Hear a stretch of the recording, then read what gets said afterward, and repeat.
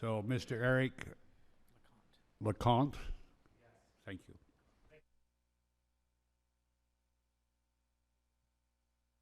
I truly appreciate your opening comments in terms of framing the crisis and the situation that we're dealing with. I also want to thank the previous panelists and also certainly identify my remarks with Professor Simon Johnson's, who I think gave a very good assessment of the needs in the situation. I'm the executive director of Jubilee USA, and we represent national religious bodies, congregations, and institutions. Our founders and members in the United States range Eric, from... would you just see, you with the gray hair, would you quit bobbing around? This bothers me when people testifying. I don't care. I would say when someone testifying, I don't like distractions. Go ahead, Eric. Thank you, Mr. Chairman. Jubilee USA represents groups that range from our founders and members that include the U.S. Conference of Catholic Bishops to American Jewish World Service to most of the national Protestant denominations. We represent 550 faith communities across our great country, and we focus on how the most vulnerable are impacted by global issues such as trade, debt, corruption, and taxes. We've worked with Congress and successive administrations on global debt issues for almost 20 years. Because of the agreements we've achieved together, our financial system is more responsible, more transparent, and developing countries have seen over $130 billion in debt relief to build schools and medical centers around the world. It's thanks to President George W. Bush that in 2005, the cornerstone of U.S. bipartisan policy on debt restructuring and financial accountability was laid, the Multilateral Debt Relief Initiative. Not only did this legislation enable innovative financing for countries who need it to deal with poor populations, it also set standards around government accountability and public budget transparency. In Puerto Rico in particular, we partner with the religious leaders representing more than 95% of the island's population. The leaders include the Catholic Archbishop of San Juan and the head of Puerto Rico's Bible Society. Along with my testimony, I submit an August statement signed by all of Puerto Rico's major religious leaders asking Congress to take action regarding the Congress in Puerto Rico. I also submit a letter from Archbishop Wensky on behalf of the U.S. Conference of Catholic Bishops urging Congress to pass bankruptcy protection for the indebted territory. From a religious perspective, we recognize, as you laid out, Chairman Young, that this is simply not only a debt crisis, this is a humanitarian crisis. Consider that nearly 50% of Puerto Rico's people live in poverty. 50% of Puerto Rico's children live in homes that receive some form of welfare benefits. 80% of Puerto Rico's children live in high poverty areas. Because pension accounts have been used to pay the debt, government pensions may not have enough funds to meet their obligations by 2020.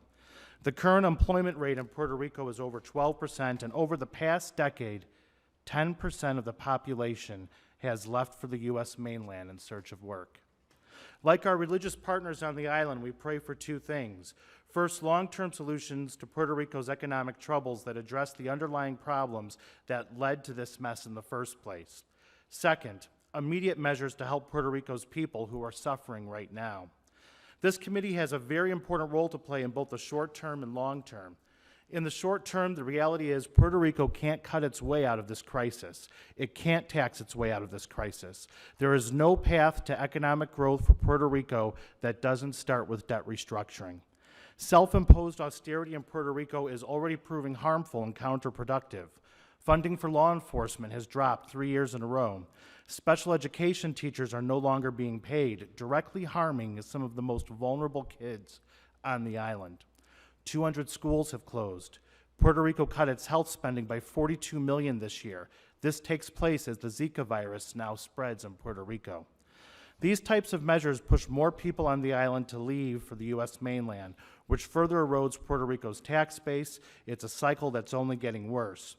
The good news is that we can solve this crisis in ways that promote economic growth and reduce child poverty.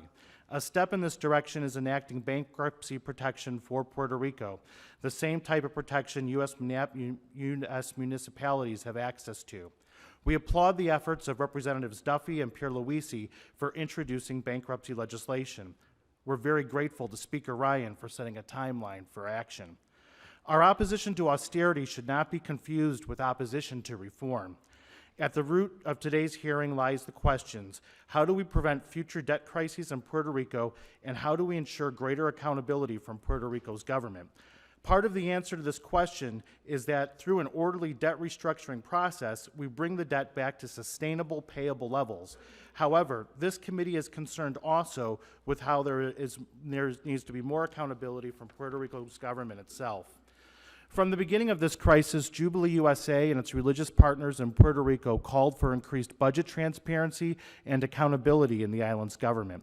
We want more citizens' participation in economic decision-making, policies that we've pursued successfully on other heavily indebted Caribbean islands and countries around the world. To this end, we are pleased that the Puerto Rico Audit Commission has begun its work. We support Congress's action to make available Treasury's Office of Technical Assistance. This particular action that you all enacted with the omnibus can help Puerto Rico keep its debt stock in order, become more accountable to its citizens, and raise revenues. This action can show powerful results. I think in closing, in terms of the question of the Financial Control Board that this committee is looking at today, we've seen this type of fiscal authority utilized during other economic crises in the United States. In terms of Puerto Rico, the White House has acknowledged the need for some authority, and Representative Duffy's legislation details how one would be constructed. As Congress looks to pass bankruptcy and greater accountability provisions, any control board must look at how Puerto Rico is represented in the process. If Congress passes bankruptcy protection with a control board, Congress should ensure that such a control board is co-chaired by appointments from the federal government and the government of Puerto Rico.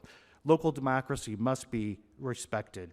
In the long term, we believe the island needs reforms that ensure Puerto Rico economy serves its people.